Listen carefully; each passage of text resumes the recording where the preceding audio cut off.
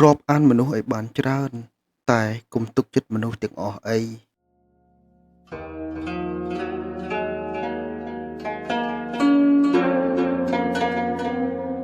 អ្នកដែលពូកែទ្រាំនឹងការលំបាក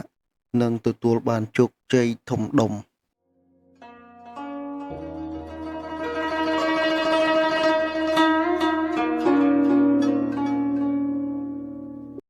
ទៅពីអន់ប្រាប់ខ្លួនឯងអ្នកនឹងក្លាយទៅជាមនុស្សអន់ជាមិនខាន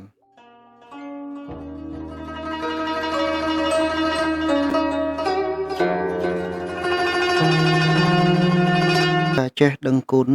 ជាលក្ខណៈសម្បត្តិរបស់មនុស្សល្អ